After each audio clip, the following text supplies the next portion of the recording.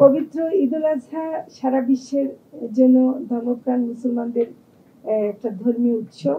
এই উৎসবের অন্যতম প্রধান উদ্দেশ্য হচ্ছে গবাদি পশু কোরবানি, এবং সেক্ষেত্রে বাংলাদেশের ক্ষেত্রে গরু, ছাগল, খাসি, আপনার ভেড়া, এগুলো আমরা কোরবানি দিয়ে থাকি।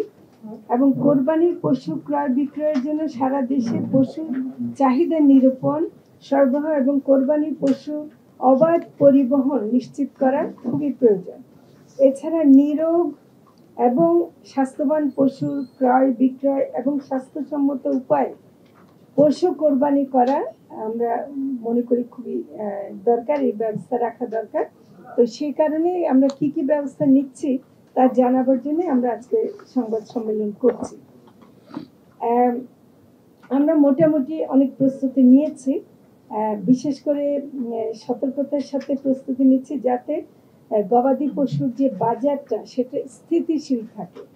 কারণ যারা আমাদের দুটো দিক দেখার আছে, একটা হলো যে মৎস্য প্রাণী সম্পদ মন্ত্রণালয়ের অধীনে আমাদের কিন্তু অনেক লক্ষ লক্ষ খামারিরা যে গরু ছাগল পালেন কোরবানিকে উদ্দেশ্য করে, এবং অনেক নারীরা এর সাথে যুক্ত আছেন। তো আমাদের প্রথমে একটা দিক দেখার আছে যেন তারা এই সময়টাকে তাদের যে বছরে একটা ইনকামের আশায় তারা করেন সেটা যেন করতে পারে। তো সেজন্য আমরা খামারিদের সাথে কথা বলছি। অন্যদিকে যারা কোরবানি দেবেন তাদেরও যে কিছু নিশ্চয়তা পাওয়ার বিষয় আছে, সেটা শুধু দামের ক্ষেত্রে না, নিরাপদ পশু যেন তারা পান সেটা আমরা দেখছি, সেটা আমরা করছি।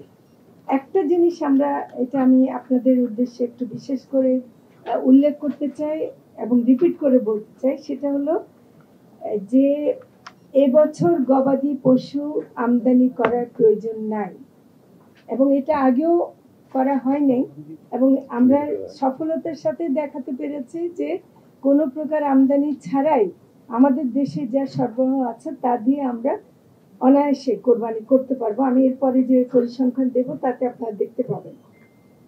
তা আমাদের খামারিরা যে উৎপাদন করেন সেটা যথেষ্ট এবং ব্যবস্থাপনার দিক থেকেও ঠিক আছে। ফলে আমরা এবছর কোনো প্রকার আমদানি তো করবই না, অবৈধ পথেও যেন কোনো পশু অন্য দেশ থেকে আসতে না পারে তার ব্যবস্থা আমরা করব। আমরা এটাও দেখছি যে ঈদের বাজার কেউ যেন অস্থিতিশীল করতে না পারে, এবং এই ব্যাপারে আপনাদের সহযোগিতা আমাদের লাগবে। আর চাঁদাবাজির কারণে পশুর দাম যেন না বেড়ে যায়, আমরা সেটার চেষ্টা করছি, এবং আজকের যে আন্তঃমন্ত্রণালয় সভা সেখানে এই বিষয়ে আলোচনা হয়েছে। তো আমরা একটা সংখ্যা বলি, কোরবানির যোগ্য গবাদি পশুর সংখ্যাটা কিরকম। আমরা যেটা গবাদি পশুর সংখ্যা নিরূপণ করে দেখেছি যে কোরবানির যোগ্য হৃষ্টপুষ্টকৃত গবাদি পশুর মধ্যে 56,02,905টি গরু মহিষ, 68,38,920টি ছাগল ভেড়া এবং 5,512টি অন্যান্য প্রজাতি সহ সর্বমোট 1,40,47,337টি গবাদি পশুর প্রাপ্যতা আশা করা যাচ্ছে।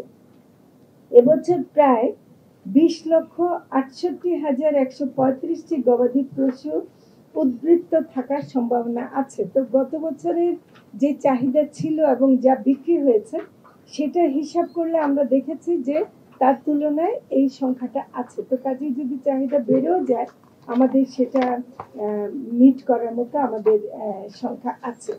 আরেকটা যেটা আমরা নিরাপদ গরু নিশ্চয়তা, গরু ছাগল বা যা ওরা পালন করার সময় অনেক সময় যেগুলো ব্যবহার করে সেটার ব্যাপারে আমরা বিশেষ সচেতনতা সৃষ্টি এবং অভিযানের ব্যবস্থা রেখেছি। বিজ্ঞানসম্মত উপায়ে কোরবানিযোগ্য গবাদি পশু হৃষ্টপুষ্টকরণ প্রশিক্ষণ কার্যক্রম চলমান রয়েছে। গবাদি পশু হৃষ্টপুষ্টকরণ ও বৈজ্ঞানিক পদ্ধতিতে লালন পালন বিষয়ে 83,656 জন খামারিকে প্রশিক্ষণ দেওয়া হয়েছে।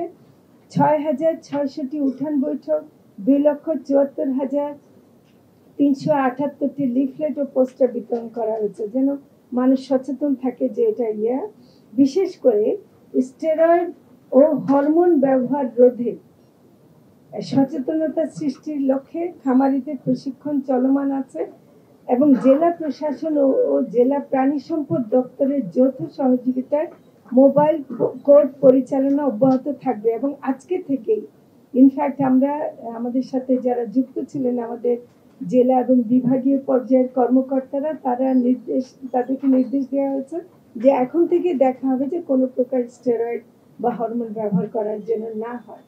ইতিমধ্যে 53,263টি খামার পরিদর্শন করে খামারিদের স্টেরয়েড হরমোনের কুফল সম্পর্কে সচেতনতা বৃদ্ধি করা হয়েছে। এখন আসি কোরবানির পশু পরিবহনে প্রয়োজনীয় কার্যক্রম গ্রহণ।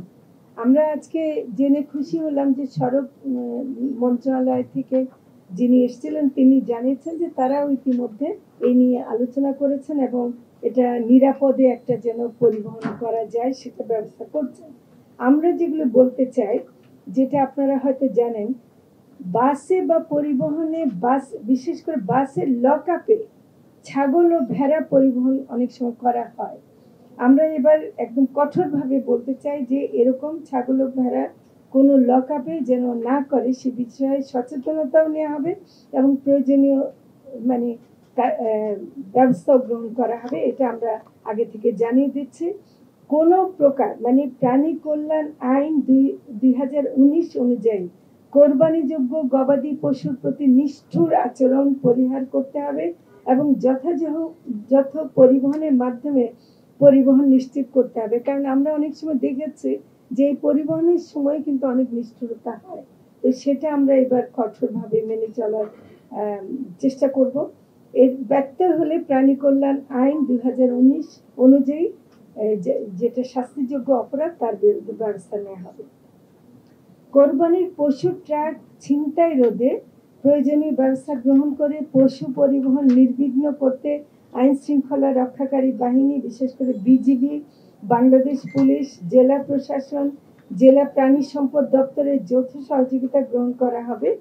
এক্ষেত্রে প্রাণী সম্পদ অধিদপ্তর একটি নিয়ন্ত্রণ কক্ষ হটলাইন 16358, আমি আবারও বলছি 16358, এটা চালু থাকবে।